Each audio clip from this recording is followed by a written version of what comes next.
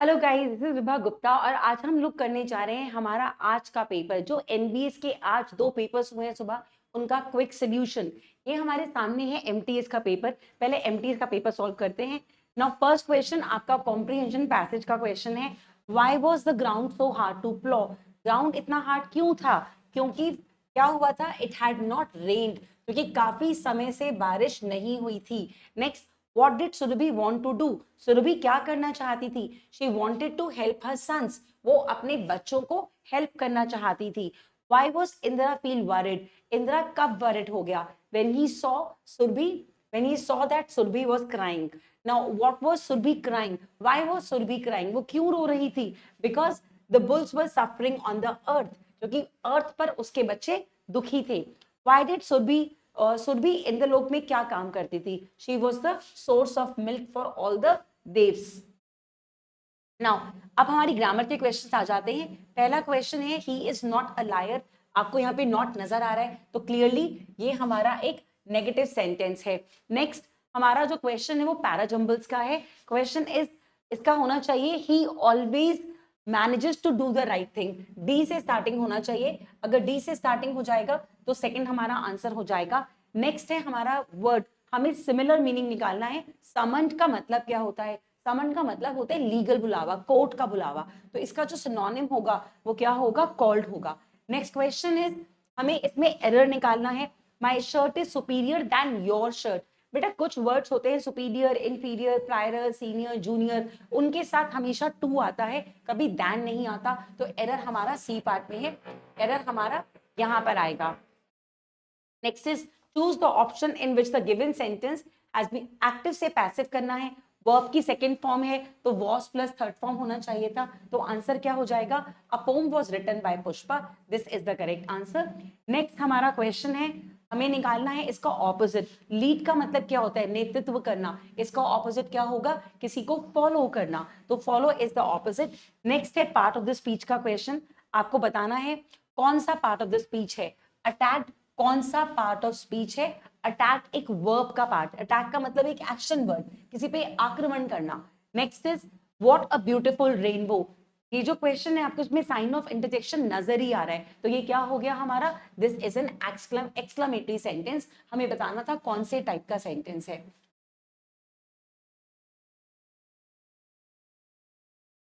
Next again ये जो question है पैराजम्बल्स का क्वेश्चन है, तो इसका जो स्टार्टिंग होगा कहां से होगा? द मेंबर्स से। अगर मेंबर्स से स्टार्टिंग होता है तो बी से स्टार्टिंग होगा। बी से बस एक ही स्टार्ट हो रहा है तो थर्ड हमारा आंसर हो जाएगा। नेक्स्ट क्वेश्चन में हमें बताना है कि जो अंडरलाइन पार्ट है वो कौन सा क्लॉज है। The girl who won the prize. तो यहाँ पे who won the prize girl के बारे में और इंफॉर्मेशन दे रहा है, ये हमारा एडजेक्टिव क्लॉज हो जाएगा। Can you tell me your name, हमको बताना है कौन सा पार्ट ऑफ स्पीच है। बेटा यू एक प्रोनाउन है तो ये हमारा प्रोनाउन है। Next Karam said I was happy there, तो क्या हो जाएगा इसका? Karam said that he was happy there. First part हमारा इसका आंसर हो जाएगा। नेक्स्ट क्वेश्चन है हमारा मोहन इज, नेक्स्ट क्वेश्चन है मोहन इज, ये हमारा now Mohan is jealous with his friends. बेटा जेलस विद नहीं होता है, जेलस ऑफ होता है, तो सी पार्ट में ही एरर है। नेक्स्ट क्वेश्चन है Ramesh wants that his son should become a doctor. Ramesh wants कौन सा पार्ट है? तो डेफिनेटली ये हमारा कोई एडवर्ब एडजेक्टिव क्लॉज नहीं है, ये हमारा प्रिंसिपल क्लॉज है। नेक्स्ट क्वेश्चन राम ईट्स बनाना। राम ईट्स बनाना का हमें क्या करना है? एक्टिव से पैसिव में करना है। ईट गिवन है, वर्ब की first form plus S N E S given है, प्रेजेंट का प्रेजेंट ही रहेगा, यानी इस प्लस थर्ड फॉर्म हो जाना चाहिए। तो हमारा इसका आंसर क्या हो जाएगा? इसका हमारा आंसर हो जाएगा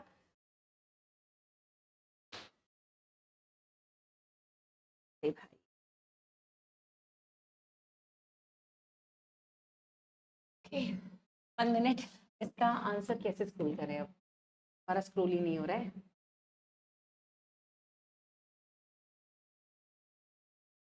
या तो इसका आंसर कौन सा है हमारा? इसका आंसर है हमारा D part. A banana is eaten by Ram. Clear हो गया? ये हमने एमटीएस का पेपर किया। फटाफट से जो आज का प्लम्बर का पेपर आया था वो भी सॉल्व कर लेते हैं।